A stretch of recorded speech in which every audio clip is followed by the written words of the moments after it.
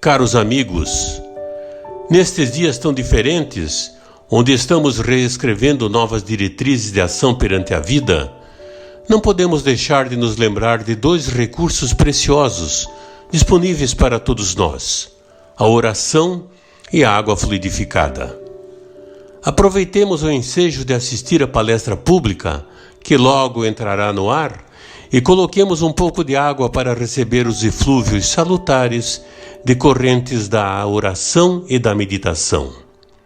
Emmanuel, no livro Segue-me, da Lavra Mediúnica de Francisco Cândido Xavier, disse-nos que a prece intercessória e o pensamento de bondade representam irradiações de nossas melhores energias. A criatura que ora ou medita exterioriza poderosas forças que, ao influenciar em uma singela taça de linfa potável, condensam princípios salutares que aliviam e sustentam, ajudam e curam. Aproveitemos, pois, esses instantes de profundas reflexões sobre os valores reais da vida para recolher estas bênçãos num pequeno gole de água pura que, de igual forma como aquelas que recebíamos nas nossas casas espíritas, irão dessedentar nossas almas e corações. Muita paz. Sociedade Espírita Renovação.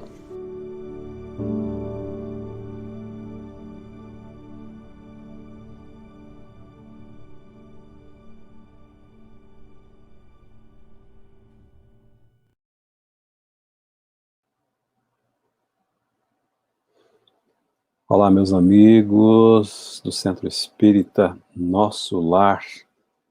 Finalmente, né? Vamos falar um pouco de Jesus, trazer a nossa contribuição para que nós reflitamos acerca de uma necessidade, eu diria um produto de primeira necessidade nos dias de hoje, que é a fé, que é a esperança, não é? Todos nós precisamos. Do esforço que todos devemos fazer para superarmos as nossas dificuldades. Falaremos sobre tudo isso hoje. De uma maneira bastante leve, nós pegamos apenas 3 obras para a nossa reflexão de hoje, para facilitar também a nossa compreensão. Nós convidamos a todos para que juntos façamos uma prece antes de iniciar a nossa fala, para que a gente para que nós recebamos a orientação da espiritualidade amiga, para que nós sejamos todos bem intuídos e para que nós consigamos passar a mensagem da maneira mais clara e objetiva e útil possível. O nosso pensamento é elevado a Ti, Senhor, a quem pedimos a companhia sempre, porque Tu nunca nos deixou, Senhor, ao desamparo, sempre nos assistiu, e certamente nos assistirá agora, especialmente visitando os lares dos nossos amigos que nos acompanham agora, deixando nesses ambientes a Tua paz, a saúde, a alegria, a fraternidade, a fé, a esperança. Envolve os lares de todos aqueles nossos irmãos que nos acompanham, Senhor. E quanto à nossa casa espírita, abençoa nesse período em que nós estamos virtualmente trabalhando e divulgando o Teu Evangelho. Que a Tua paz nos envolva, Senhor. Permanece conosco, amigo querido, assistindo também todos aqueles que passam pelas dificuldades decorrentes dessa pandemia que nos assola a todos.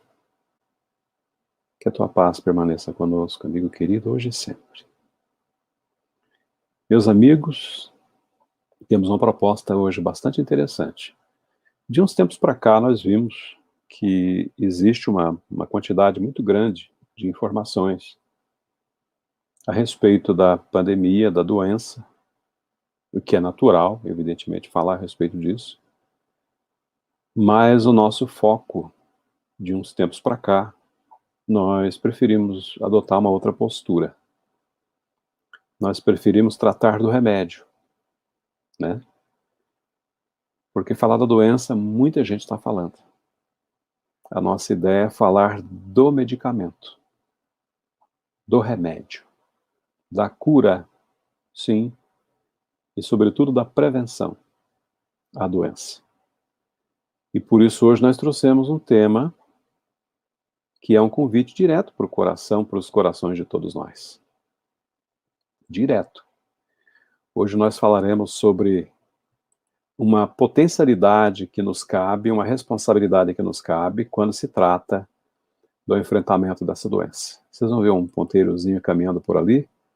Nós falaremos hoje sobre esses dois verbos. Levanta-te e anda. Nós lembraremos Jesus, o seu ensino, onde que ele nos deixou esse legado, essa instrução, essa orientação para que nós nos aproveitássemos, não é? E não que nos livremos da enfermidade, da contaminação, mas que nós a suportemos, que nós a enfrentemos da maneira mais proveitosa possível, e para que nós entendamos as suas origens, os seus efeitos, o porquê da doença. E com certeza absoluta, quando nós fizemos a leitura de uma obra, vou até me permitir, não está no programa, mas eu me ouso permitir, quando nós fizemos o estudo dessa obra, estamos fazendo, aliás, né, na nossa casa espírita, a gente encontra muito facilmente aqui o que pode ser feito para que nós nos cuidemos com relação à doença. Na verdade, ali tem revelações muito importantes ali sobre como nos prevenir da doença. Vale muita leitura. Levanta-te e anda. O convite é para que nós façamos alguma coisa em benefício de nós mesmos. Resumidamente é isso. Porque ficar sentado aguardando, esperando que as coisas aconteçam, não é assim que funciona. Se nós queremos alguma coisa em nossa vida, algum fato novo, alguma realização, né, no campo material ou no campo espiritual, abordaremos as duas questões hoje, nós devemos nos levantar e ir à cata, ir a campo, buscar aquilo que nos compete, aquilo que nós desejamos. É assim que as coisas acontecem. Não é esperando que as coisas que caiam do céu, não, nada cai do céu. Nós temos que ir, sim, em busca daquilo que nos interessa, e ninguém melhor do que Jesus para nos dar essa orientação, não é verdade? Por isso eu vou compartilhar com vocês algumas telas para que nós observemos bem essas instruções que nos chegaram, nessas obras que nós vamos abordar aqui, para que vocês vejam a riqueza das informações e a oportunidade das informações que nós vamos trazer aqui para a nossa reflexão, não é? Para todos nós. Essa imagem reflete bem, né? O que espera Jesus de nós. Que nós nos coloquemos de pé, né? Não é uma metáfora, é uma metáfora, mas é também no campo da realização, né, efetiva, para que nós saiamos da nossa zona de conforto, aqueles que estamos acomodados, e busquemos a realização dos nossos sonhos, dos nossos objetivos. Levanta-te e anda. É um período, já chegou a hora. A crise está instalada e nós não podemos nos entregar a ela. Nós não podemos. Por isso esse convite. Lá na Gênese, por exemplo, nós temos um trecho do Evangelho. Allan Kardec cuidou de nos trazer um trecho do Evangelho muito significativo, muito interessante a respeito das nossas potencialidades, daquilo que nós devemos fazer a respeito, ou em proveito do que nós almejamos, do que nós desejamos, do que nós precisamos. O paralítico da piscina. Vocês verão que lição importantíssima, interessantíssima, essa que Allan Kardec fechou na Gênese, lá no capítulo 15, os milagres do Evangelho, para que vocês vejam o que todos nós devemos fazer ou poderíamos fazer, evidentemente que temos obrigação de fazer, em benefício de nós mesmos, em benefício da nossa cura, da nossa autocura, da manutenção da nossa saúde, da nossa vida, enfim. O item 21 desse capítulo 15 traz a seguinte informação. Depois vocês verão, né, a referência. Depois disso, tendo chegado a festa dos judeus, Jesus foi a Jerusalém. Começa assim. E para falar a respeito de onde se encontrava uma pessoa de 38 anos adoentado, prossegue assim, João, na verdade, está falando, é o Evangelho de João. Ora, havia em Jerusalém a piscina das ovelhas, que se chama em hebreu Betesda, a qual tinha 5 galerias. Eram 5 espaços, né, na verdade. Em outras traduções fala em colunas, inclusive, mas são 5 galerias, como se fossem cinco campos, cinco bacias, digamos assim, né, onde as pessoas se banhavam. Então havia essas piscinas, onde em grande número se achavam deitados doentes nas proximidades dessas piscinas, cegos, coxos e os que tinham ressecados os membros, todos à espera de que as águas fossem agitadas. Aqui tem um fato muito interessante. Antes de falar a respeito dessas águas que eram agitadas, observem bem esse grande número, deitados, doentes, cegos, coxos, de ressecados os membros, à espera. Esse é muito importante, essa condição dessas pessoas à espera, porque demonstra que eles estavam em busca da cura, o que é um fator positivo. Eles queriam algo da espiritualidade. Estavam em busca de. Aqui começam a levantar-se. Tanto estavam em busca de que conseguiam, muitos conseguiam. E essas águas dessa piscina tinha um fato muito interessante, que é muito facilmente explicado, né? O Kardec vai depois trazer no seu comentário, porque no Evangelho diz assim, porque o anjo do Senhor, em certa época, descia àquela piscina e lhe movimentava a água. Eles criam aquela época que um espírito, um anjo vinha e movimentava a água, e esse movimentar da água lhe dava uma condição curativa. E olha que interessante que acontecia. E aquele que fosse o primeiro a entrar nela, depois de ter sido movimentada, ficava curado. Qualquer que fosse a doença. Olha só a crença que tinha à época.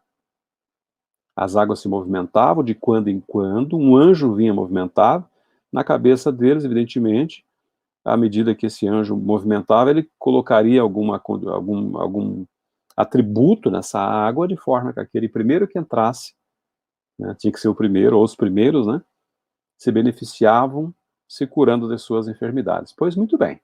Ora, estava lá um homem que se achava doente havia 38 anos. Depois vamos explicar direitinho o que acontecia dessa água se movimentar e tal.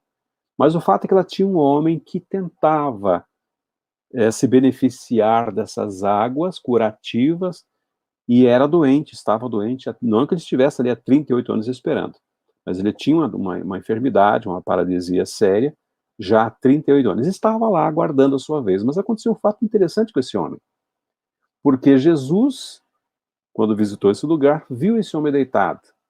E sabendo que ele estava doente, desde longo tempo, perguntou para aquele homem: queres ficar curado?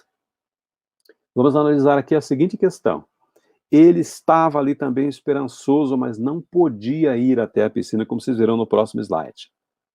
Jesus, sabendo disso, ou seja, percebendo nele esse desejo de se curar, faz a pergunta só para que ele confirme, para que ele se coloque em condições de receber os fluidos que virão de Jesus. Essa é uma condição muito importante para a cura. O paciente estar em condições de receber esses eflúvios, esses benefícios, essas energias. No caso do Cristo, esses fluidos que ele dispensava com tanta facilidade, né? Mas ele tinha que haver essa predisposição do enfermo. Por isso o Cristo pergunta: você quer ficar curado da tua paralisia? O doente respondeu para Jesus, confirmando que sim, mas ele deu uma outra resposta, que é um grande sim. Senhor, não tenho ninguém que me lance na piscina. Ele pensou que Jesus ia o colocar na piscina, porque não conhecia o Cristo, como vocês verão daqui a pouco.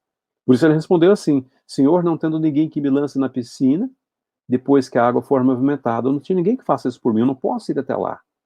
E durante o tempo que leva para chegar lá, me arrastando, evidentemente a gente pressupõe isso, outro usa a piscina, desce a piscina antes de mim. E eu fico de fora. Olha a situação. Ou seja, a resposta dele foi óbvio. Sim, eu quero ficar curado. Olha só a condição, levanta-te e anda. Diante do desejo dele ficar curado, o Cristo lhe diz: levanta-te, toma o teu leito e vai-te. Ou seja, você está curado. Você se colocou numa condição tal que você se tornou, em outras palavras, por minha conta, evidentemente, você se tornou receptivo minhas energias, aos meus fluidos. Em outras palavras, foi isso que o Cristo disse. Então, levanta-te, toma o teu leito e vai-te. Você está curado. Olha que maravilha. No mesmo instante, imagina as irradiações energéticas do Cristo, o homem se achou curado e, tomando de seu leito, pôs-se a andar. Esse tomar-se de seu leito, ou tomando de seu leito, é um pouco complicado de explicar, mesmo de entender, porque num primeiro momento é óbvio que se trata de uma cama. Claro, leito, cama, óbvio. Mas existe uma possibilidade de que esse tomar o seu leito seria assenhorar-se de seu próprio corpo, ou seja, dominar o seu próprio corpo. O leito, aspas, da alma, onde o espírito estava encaixado, onde o espírito estava acomodado, ajustado. Toma do teu corpo, erga-te, levanta-te e anda. É uma possibilidade essa interpretação para leito, muito embora todas as traduções tragam cama e não está errado. Né? Todo mundo traduz por cama mesmo. Por que eu chamo de leito? Porque vocês verão daqui a pouco, nós vimos essa questão do leito de uma forma um pouco diferente por causa das próximas lâminas que mostraremos agora há pouco. Bom, no mesmo instante ele recebeu aquele fluxo de energia e se viu curado. Tomou o seu leito e foi embora. Andou.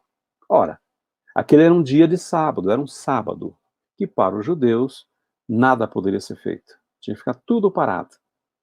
Porque era um dia consagrado a Deus, um dia de descanso, portanto não se podia fazer nada.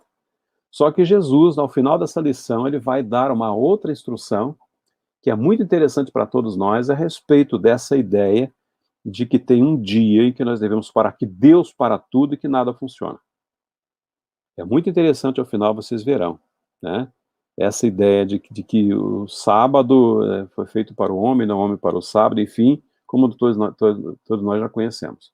Vejam só que interessante o que diz no Evangelho um pouco adiante. Diz assim, meus amigos: não te é permitido levares o teu leito. Opa, aí nós temos um porquê aqui. Se ele está andando, o leito que fique para trás. A cama que fique para trás. Só que se nós pensarmos aqui que o leito é ele próprio, com seu espírito conjugado a ele, os judeus estariam dizendo, não te é permitido ser curado num dia de sábado. Está se referindo não somente a preocupação não era o leito, a cama onde ele deitava, era ele na sua integralidade. Percebem? Então não é permitido que haja cura nesse dia, eles disseram para aquele homem. Só que o homem respondeu, aquele que me curou disse, toma o teu leito e anda, ou seja, levanta-te o teu leito, o teu corpo inteiro, você inteiro, e vai embora. Percebe como é uma possibilidade interpretativa somente, de que esse leito, na verdade, é o leito da alma, é onde o indivíduo está, repetimos, colocado, e esse corpo que não servia, que estava debilitado, estava doente. Pois muito bem. Perguntaram então para aquele homem, quem foi que te disse, esse que te disse, toma o teu leito e anda? Eles ficaram curiosos, e o homem disse, mas nem mesmo que fora curado, na verdade, ele não conhecia Jesus, na verdade, como nós falamos agora há pouco. Ele não sabia o nome dele, não sabia de que se tratava do Cristo. Né? E o interessante é que no Evangelho tem uma informação que é muito importante a gente fazer um comentário. Mas nem mesmo o que fora curado sabia quem o curara, porquanto Jesus se retirara do meio da multidão que lá estava. Ou seja, o Cristo não fez questão nenhuma de alardear a sua atitude. A prática da caridade na sua essência, não é verdade?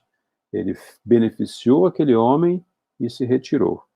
Mas eles vão se encontrar um pouco depois. Depois, como nós falamos, encontrando aquele homem no templo, isso também é significativo, Jesus lhe disse, aí vem aquela instrução também que já foi dada até para o paralítico de Cafarnaum e com certeza em outras ocasiões. Disse para aquele homem, são agora, vês que fostes curado, ou que foste curado. Não tornes de futuro a pecar. Não tornes de futuro a pecar. Numa clara demonstração de que as suas atitudes nessa existência ou noutra existência fizeram com que ele estivesse nessa condição atual de paralítico, de uma pessoa imobilizada, para que não te aconteça coisa pior. Não é interessante? É uma lição muito profunda, porque nós passamos por uma situação dolorosa hoje, e se Deus é justo, evidentemente que há uma causa justa para que nós soframos o que estamos sofrendo hoje, não é verdade? O homem foi ter com os judeus e lhes disse que fora Jesus quem o curara. Porque depois do encontro com Cristo, eles tinham perguntado quem foi que te curou. Ele foi e contou para os judeus. Era por isso que os judeus perseguiam Jesus, porque ele fazia essas coisas no sábado, que repetimos pela tradição, era um dia em que não havia movimentação, trabalho de qualquer espécie. Só que aí Jesus, como sempre, aproveitou-se de mais uma situação, ou de mais um momento, de mais uma oportunidade para deixar outra lição. Quando ele diz: meu pai não cessa de trabalhar até o presente, e eu também trabalho incessantemente. Ou seja, Deus não para de criar. Jesus, médio divino, evidentemente que também não ia, né, abster-se de fazer o bem, fazer a cura. Aliás, é uma lição que ele veio trazer justamente para fazer com que nós repensássemos essa condição de um dia de paralisação e com essa justificativa. Pois muito bem, piscina, comentário de Kardec. Da palavra latina piscis, ou peixe, entre os romanos eram chamados reservatórios ou viveiros, onde se criavam peixes. Daí surgiu de piscis, ou piscis, ou piscis, ou pisces, como queiram, surgiu a palavra peixe, ou melhor, desculpe, surgiu a palavra piscina, né? Que é o lugar onde se criavam peixes. Pois muito bem, mais tarde esse termo piscina se tornou ostensivo, ou extensivo, aos tanques destinados a banhos em comum. E até hoje as piscinas, né, onde várias pessoas, né, se deleitam, né, é a origem etimológica da palavra, vem lá, essa fonte que nós colocamos agora. E essa piscina de Betesda, em Jerusalém, era uma cisterna. Dá a entender aqui que ela tinha ligação, sim, ou com fontes subterrâneas, ou com o próprio lago. Por que isso? Porque ela se movimentava. Se fosse um tanque, simplesmente um tanque, né, sem que houvesse uma ligação externa, não haveria razão nenhuma para que ela se movimentasse. A ideia que se tem, que é muito óbvia, é que ela tinha uma ligação ou com dutos subterrâneos, tipo um geyser ou coisa parecida, né? Ou com um lago, com o próprio mar, enfim, né? Porque essa água se movimentava e era um fenômeno natural, né? Era, sem dúvida, uma fonte intermitente, né? Kardec faz a explicação, que em certas épocas jorrava com força, agitando água. As fontes termais é muito comum ver isso. As pessoas que forem fontes de água quente ou fontes termais, enfim, aqui pelo Pará, Santa Catarina tem vários, sabem disso. As águas se movimentam, porque ali são dutos de água, são fontes corrediças de água, enfim. E o que acontece? A justificativa, a explicação para aquela cura, é muito interessante, Kardec traz. Segundo a crença vulgar, quando ela se movimentava, era o momento em que as curas aconteciam. E por quê? Talvez que, na realidade, ele lança como hipótese, ao brotar da fonte a água, mais ativas fossem as suas propriedades, porque movimentava o fundo. Alguma substância era movimentada com a agitação das águas. Ou que a agitação que o jorro produzia na água fizesse vir à tona a vasa, salutar para algumas moléstias. Essa vasa é um substrato que fica no fundo dos oceanos, muitas vezes, ou no fundo de alguns lagos que tem substâncias curativas. Já viram aquelas pessoas que tomam aqueles banhos de lama que envolve o corpo? É esse material.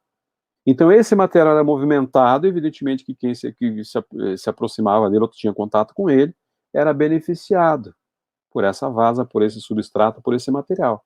Essa é a explicação. Então, não era exatamente um anjo que movimentava as águas, era um fenômeno natural, e esse elemento é que ajudava na cura daquelas pessoas. Pois muito bem, Tais efeitos são muito naturais e perfeitamente conhecidos hoje, já falamos dessas fontes termais. Mas então, naquela época, as ciências estavam um pouco adiantadas e a maioria dos fenômenos incompreendidos já se atribuía uma causa sobrenatural. Simples assim. O Espiritismo, mais uma vez, trazendo a explicação para que todos nós compreendamos o porquê, né? Os judeus, pois, tinham a agitação da água como devido à presença de um anjo.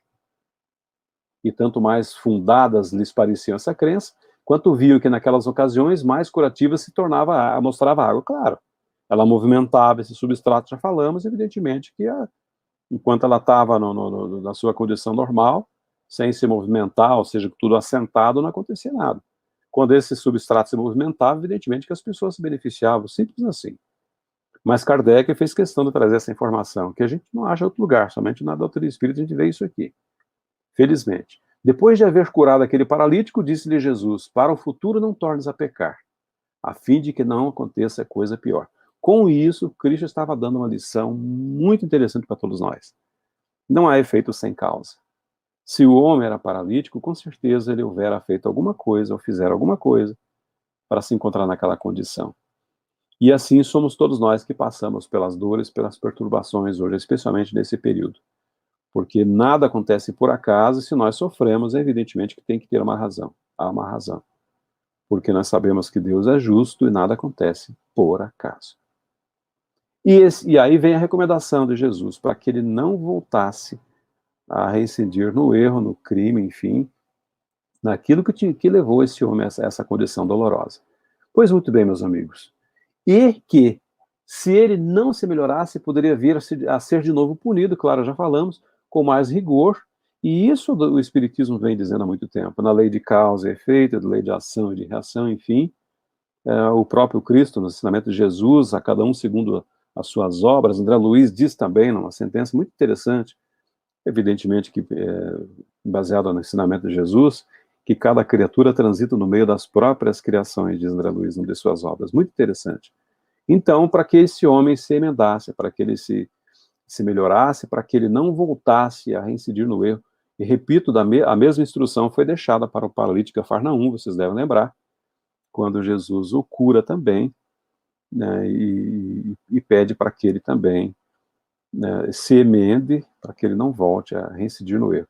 Muito embora, depois da cura, o paralítico Cafarnaum, já fazendo um parêntese rápido, ele volta novamente, imediatamente, eu diria, quando voltou a andar, para junto dos seus amigos de infortúnio, para lugares muito mal frequentados, com bebidas, enfim, uma série de coisas. E o Cristo chora, inclusive, por ver aquela cena.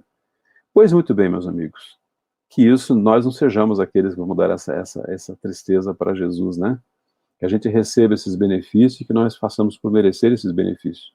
Pois muito bem, lá no capítulo 25, agora de O Evangelho segundo o Espiritismo, nós mudamos a obra, nós trouxemos para vocês uma colaboração também, para que nós compreendamos melhor esse ajuda-te, que o céu te ajudará, essa sentença, esse chamamento, esse convite para que nós façamos essa mudança. Lá no capítulo 25, portanto, buscai e achareis, que são verbos novamente, vamos tratar somente com o verbo, que tem a ver com a ação que nós temos que desempenhar, evidente. O item 1, desse capítulo 25, traz a seguinte instrução para que nós reflexionemos a respeito, meus amigos. Diz assim, aliás, desculpa esse impacto todo, mas é para chamar a atenção mesmo. Pedi, e se vos dará. Ou seja, movimente-se, faça alguma coisa, faça por merecer a atenção, a ajuda, o amparo. Peça, se movimente, trabalhe, né, porque, falamos no começo, absolutamente nada acontece de graça, meus amigos.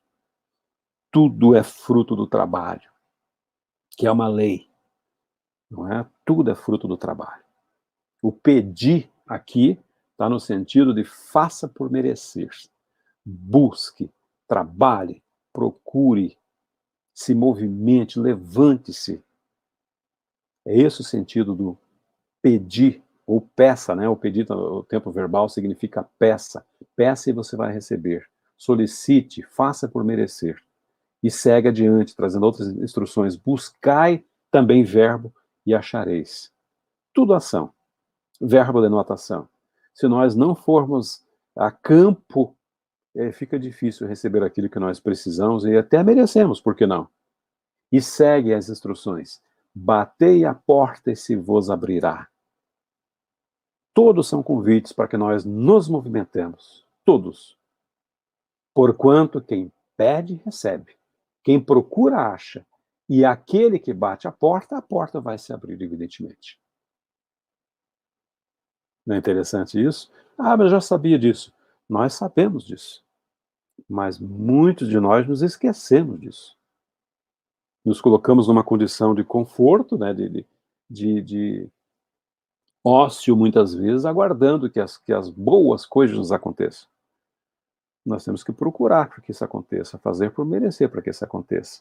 Qual homem dentre vós, aqui para falar da bondade divina, né, Jesus usa a seguinte figura: qual homem dentre vós que dá uma pedra ao filho que lhe pede pão? Ele vai mais longe e diz: ou se pedir um peixe, lhe dará uma serpente. Se nós que somos seres imperfeitos fazemos isso, ele vai dizer um pouco adiante, o que não dará a Deus que é pura bondade? Não é verdade? Do ponto de vista terreno, se nós tomarmos essa lição, pedir, obterei, batei, abrir-se, vou usar, do ponto de vista aqui da nossa terra, da nossa atividade diária, ela significa isso aqui, ó. Ajuda a ti mesmo e o céu te ajudará. Ou seja, é o princípio, já falamos da lei do trabalho e por conseguinte a lei do progresso. Causa e efeito.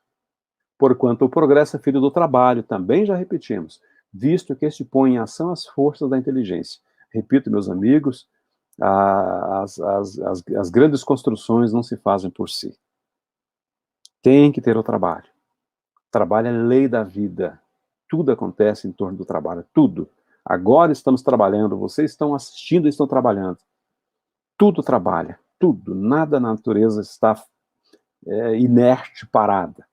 Se Deus houvesse isentado do trabalho do corpo o homem, seus membros se teriam atrofiado. Lembra do paralítico?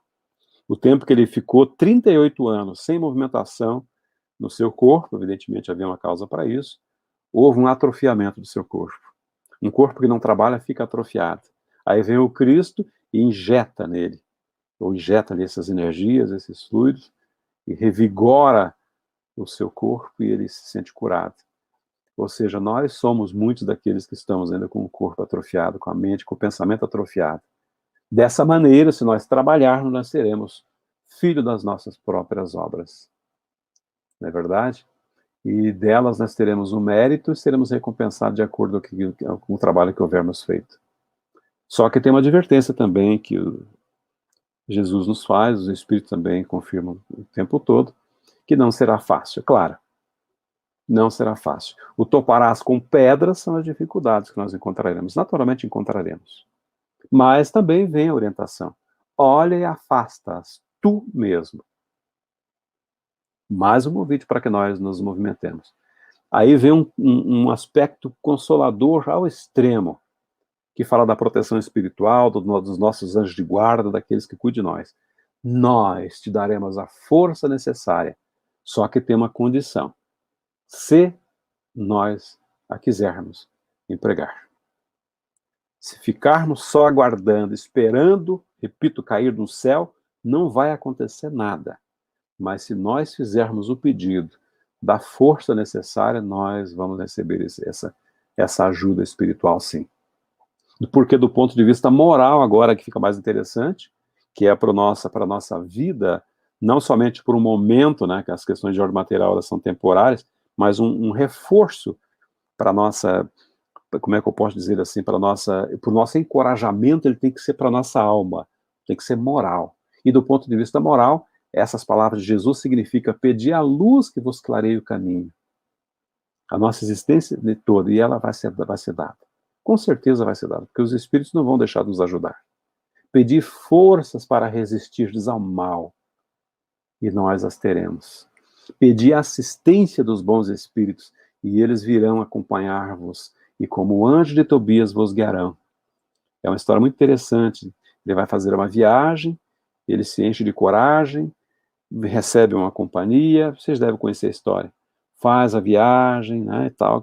Quando ele retorna, ele recebe a informação de que aquele que o acompanhara não era uma pessoa, era um espírito que foi guiando os seus passos. Muito interessante. É um trecho do Evangelho que foi suprimido das últimas edições da Bíblia. Se vocês pegaram as últimas edições da Bíblia, não tem, só edições bem antigas que tem essa história de Tobias, que foi retirada por alguma razão que eu não sei. Tá? Mas nós conhecemos a história, é muito interessante. Pedi bons conselhos, e eles não vos serão jamais recusados. Repetimos, os espíritos nunca vão deixar de nos assistir. Batei à nossa porta. Não é interessante? Como que nós batemos a porta da espiritualidade? Por exemplo, através da oração. Evidentemente que a melhor forma de obter a assistência dos bons espíritos é com as boas ações, as boas atitudes, a caridade, enfim. É ali que nós conseguimos a assistência dos espíritos. Porque estamos no trabalho. Enquanto estamos desempenhando nossa tarefa, recebemos diretamente assistência espiritual. Mas a prece, evidentemente, que é a nossa forma de ligação com a espiritualidade, não é verdade? Para que eles nos atendam, nos assistam. Então, eles estão dizendo, em outras palavras, que nós estamos aqui aguardando o pedido. Estamos aqui aguardando que vocês façam o pedido, que vocês nos chamem, que nos evoquem, que peçam auxílio, e nós vos auxiliaremos. Bater a nossa porta. Mas pedir sinceramente, com fé, com confiança, com fervor. Porque o pedido feito de maneira egoística, ali nós removemos, mas a gente lembra bem desse ponto, o pedido feito de maneira egoística, me ajude, um pedido displicente, um pedido, né, cheio de orgulho, enfim, ele fica difícil de ser atendido, não é atendido, na verdade. O pedido tem que ser feito com humildade, nós reconhecemos a grandeza de Deus e sabemos que essa ajuda que virá, ela só virá com a permissão divina, evidentemente, não é verdade? Então, nós temos que ter esse quê de humildade para pedirmos assistência dos espíritos superiores. E esse é o sentido das palavras buscar e achareis, bater e abrir-se-vos-á. Nós estamos aqui fazendo esse convite para que nós peçamos mesmo sem medo, tem que pedir mesmo. Certa feita, há muito tempo, contar uma história para você, bem rapidinho. Um amigo espiritual, atendendo uma pessoa, disse, por que o senhor não atende um pedido que a gente faz para o senhor? E o benfeitor espiritual disse, eu vou atender você e você não me ouve. Ou seja, você não se coloca à disposição para ser atendido. Era uma moça, na verdade. Né? Ou seja, eu vou te ajudar, mas você não se coloca em condições para receber o meu auxílio. Eu não posso fazer muita coisa, não posso fazer nada.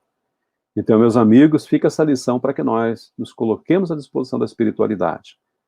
Nós temos, para fazer o nosso encerramento, essa condição, se nós quisermos, nós seremos ajudados. Isso é muito forte, tão forte que André Luiz trouxe nessa obra O Espírito da Verdade, a lição 95, se você quiser, para nos devolver aí, nos colocar a responsabilidade pela assistência que nós pedimos. Por exemplo, diz você que o mundo é um amontoado de males infinitos. Entretanto, se você quiser construir o bem na própria alma, se você quiser, respirará desde agora na faixa do mundo melhor que surgirá em si mesmo. Transfere para nós a responsabilidade. Diz você que a casa onde reside é uma forja de sofrimento pela incompreensão dos familiares que lhe ignoram os ideais. Diz você que é assim. Contudo, se você quiser servir com paciência e bondade, se você quiser, ajudando a cada um sem reclamar a retribuição, embora pouco a pouco, passarão todos eles a conhecer-lhe os princípios, através de seus atos, convertendo-se-lhe o lar em ninho de bênçãos. E tem mais, é outra reclamação. Diz você que a ingratidão mora em seu campo de trabalho, transfigurando-o em lugar de suplício. Reclamamos desse jeito. Não é verdade? Todavia, se você quiser consagrar-se ao próprio dever, com humildade e tolerância, falamos agora há pouco, observará que o seu exemplo granjeará o respeito e o carinho dos outros, transformando-se-lhe a tarefa em manancial de alegria. Mais uma reclamaçãozinha, uma queixa, diz você haver perdido a fé ante aqueles que ensinam a virtude sem praticá-la. No entanto, se você quiser, cumprirá com tanto devotamento as próprias obrigações, que a fé lhe brilhará no coração por fonte de júbilo intransferível. Diz você que não dispõe de recursos para ajudar ao companheiro em luta maior. Mais uma reclamação. Contudo, se você quiser repousar menos alguns minutos em seus lazeres de cada dia, poderá converter algumas horas cada semana em auxílio ou consolação para os semelhantes, conquistando a simpatia e o concurso de muita gente. Se você quiser. Não se queixe em circunstância alguma, portanto. Porque se nós não quisermos fazer, não adianta, também não temos direito de reclamar, não é verdade? Lembre-se de que a vida e o tempo são concessões de Deus diretamente a você. E acima de qualquer angústia ou provação, a vida e o tempo responderão a você com a bênção da luz, se você trabalhar no bem, ou com a experiência da sombra, como você quiser.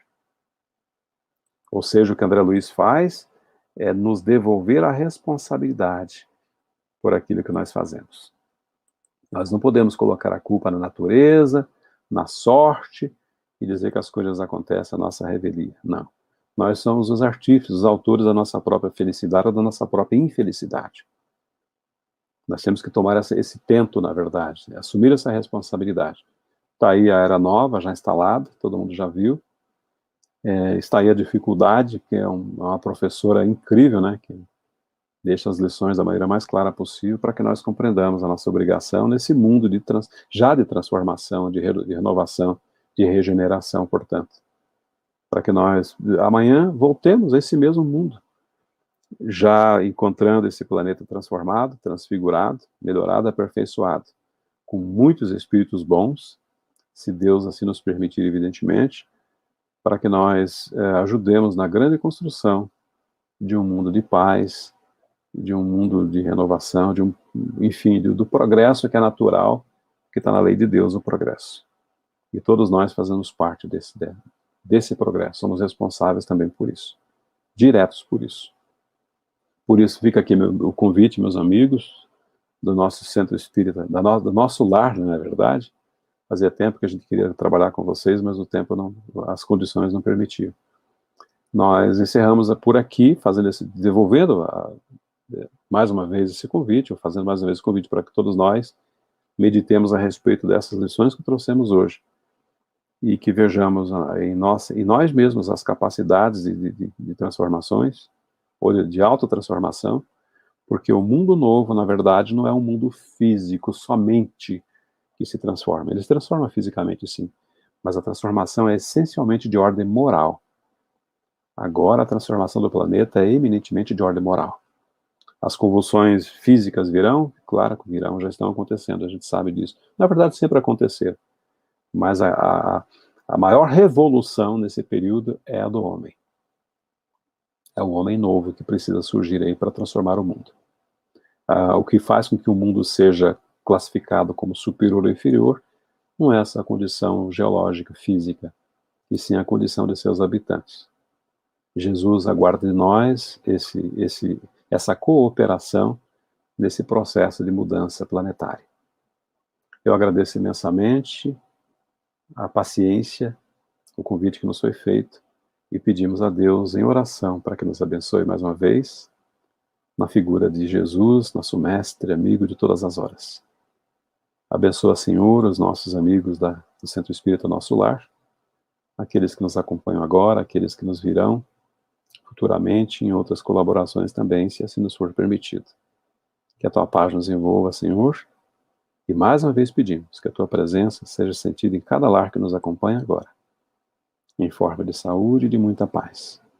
Muito obrigado, Jesus, e muito obrigado, meus amigos, pela oportunidade, e até breve. Muita paz.